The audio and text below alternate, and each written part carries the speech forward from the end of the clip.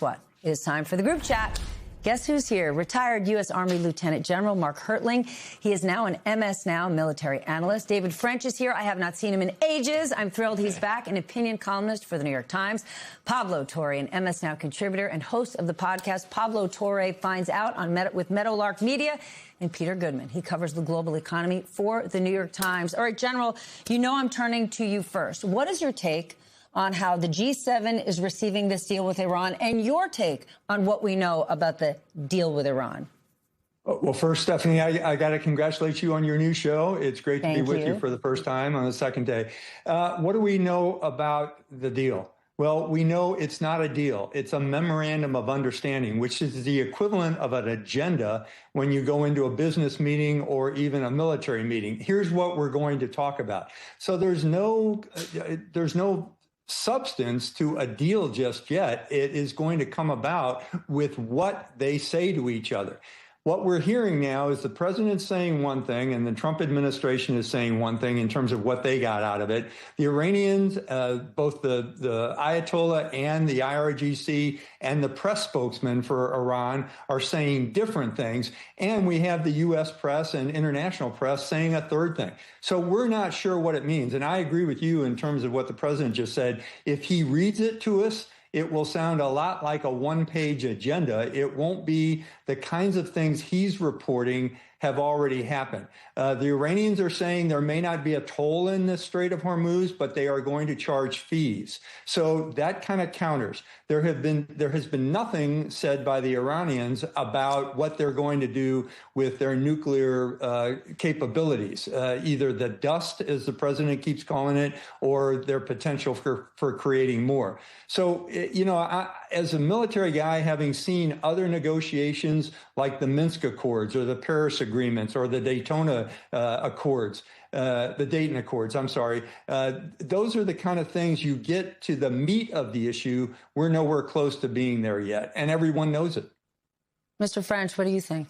Well, look, my colleagues on the news side of the Times reported several days ago that one of the sticking points here was that both sides wanted to claim victory. Both sides wanted to be able to spin this thing. But that's not a surprise, right? That would be in any situation like this. But they figured out how to do it. And that is, well, we're going to say there's an agreement that we're not going to release, and then we're going to fill the void with propaganda. But no one will believe that. I know no one's going to believe it, but this is very short-term thinking. There's been short-term thinking from the beginning here. And so what Trump does is he's just continually kicking the can down the next news cycle, the next news cycle, the next news cycle, apparently in the hope that, if Plan A doesn't work, Plan B can be pretending that Plan A worked long enough and loudly enough that at least his base comes on board. But I'm seeing fury in parts of the Republican base here amongst those people who, they had stuck with Trump. And one of the reasons they stuck with Trump is they said he can deal with Iran and the Democrats are too weak to deal with Iran. And then what you have here is an agreement that may actually leave Iran far stronger, not from a conventional military standpoint. They took severe losses there, but it was far stronger from a geopolitical standpoint than when the war began, which is the exact opposite of the intention. But that's sort of what my biggest question or concern is today, right? This all started this weekend with Trump's grandest, biggest show for his birthday at the White House with the Blue Angels, with the UFC fight. And now we've got an agreement. It's 11 years ago today that Donald Trump made his way down the escalator at Trump Tower and announced he's running for president. And what is he great at? Branding and messaging and selling, right? He's seen it. That's how he became. It's a reality television presidency. But you're now taking a reality TV presidency, and we're talking about a war that is impacting the global economy. Correct. And supply chains don't live by reality television rules. So I agree with David. I think this is clearly designed to allow both sides to spin it the way they want to their domestic constituencies. The problem is that if the ships don't actually start moving through the Strait of Hormuz, which is going to involve human beings on ships being willing to take that risk, owners of ships worth millions of dollars taking the risk, insurance companies that have to be involved. If that doesn't actually happen, you can't spin the physical shortage of critical commodities. And it's not just oil and gas. It's fertilizer, which I guess we'll get into in terms of malnutrition. I mean, all of the ways in which the global economy has been disrupted, that continues to get worse until you can break this logjam. And let's remember that the best case scenario for this MOU, which has been described as like a table of contents for a deal, not a real deal, the best case scenario is that we end up in what was the status quo before the war, because there were no tolls or fees or surcharges or whatever you want to call them. Ships could move. And until that happens again, we're something less than status quo. And the people in control of the markets, there's now risk in this supply chain for energy, whatever happens that wasn't there before. Then is there a risk that this G7 actually reveals Trump as a reality TV president? Because you've got these other world leaders who full well know without these details and who had to sit there in that audience while President said Iran will never, ever, not ever, ever in the history of ever have nuclear capabilities again. If the rest of the G7 actually says, no, thank you, this is foolish, this is nonsensical, what does that do to the United States as a superpower?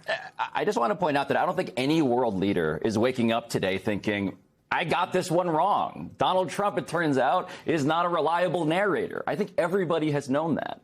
Yes, but they've been able to sort of ice skate through this because diplomacy matters. Right. And so the difference now is here is a war that domestically is unpopular, that Congress seems to be asleep, contemplating. Like, when are we going to get involved here? When are we going to take the steering wheel back from this president? The reality, though, of like what Donald Trump is as he goes to the G7 is he's a boxing promoter. There's a great line from Bob Arum, the former great boxing promoter. Yesterday I was lying. Today I'm telling the truth. That's what he is. And so when he says it's a fee and not a toll, it's a memorandum of understanding, which is the same thing as an agreement. When he says no nuclear weapons, but the civilian nuclear technology, well, that might be developed. When he says, when his administration is signaling through leaks, this may cost $300 billion. Billion with a B. But that's Iran's own money that they're just going to unlock. It's like, at a certain point, the American people, the hope here is that the G7 might be a weather vane, but the American people are going to say, to David's point, this is our money you're burning. That's where it comes home to roost. Then is Pablo right? Is Congress asleep, or are they hiding under the covers? Well, a couple of them are starting to wake up a little bit. You had a House vote that was very interesting under the War Powers Resolution, where a few Republicans defected and a majority of the House was signaling this thing all needs to wind down. I think you have the Senate, which is the Republicans of the Senate are angrier at Trump than they've ever been, not for a good reason. I mean, not because of all of Trump's incompetence, but because Trump has turned on some of their colleagues, like Shocking. Senator Cassidy and Cornyn and all of this. So they're getting angry at Trump. And so Trump's ability to sort of command Congress, be the puppet master of Congress, is diminishing. And all of this is the fruit of the poisonous decision not to go to the American people. If you don't go to the American people, if you don't go to Congress, then what happens? You don't talk to the G7. You don't talk to your allies. Or your allies. Right. If you don't talk to any of these people, you don't go to the UN, you don't go to your allies, you don't go to Congress, what happens? Democracies then go into war with no staying power, with no ability to survive adversity, because there's no public support, there's no public buy-in. And here's the thing, that demand in the Constitution for public support exists for very good reasons. It's not just a technicality. And we're seeing the reasons why now. A president of the United States has no bargaining position. A president of the United States is having to spin furiously about a war that it never should have launched, an illegal war he never should have launched. And now we're reaping the consequences of all of that. And had he gone to the American people likely would have said no to him for all of the reasons we're experiencing now. General, President Trump was asked today about Israel and the fact that they are keeping forces in Lebanon, and I want to share his response. Can this deal survive if Israel attacks Lebanon? It can, and I consider that the minor war. Iran's a big one, but we have that a little pinprick out there that constantly rears its head, and that's Hezbollah. And, I was very responsible for Syria, and the man that's running Syria now is a person that I put there along with President Erdogan and some others. He's done an amazing job of pulling it together. And I suggested to Israel to let Syria take care of Hezbollah. Because to be honest with you, I think they do a better job of doing it. Okay, so my response to that is, say what? What do you think? It's a fantasy from a variety of angles. First of all, calling Hezbollah a little pinprick. They have about 700,000 fighters inside of Lebanon. That's the intelligence estimate. They have been a bane on the soul of Israel for the last, 30 or 40 years.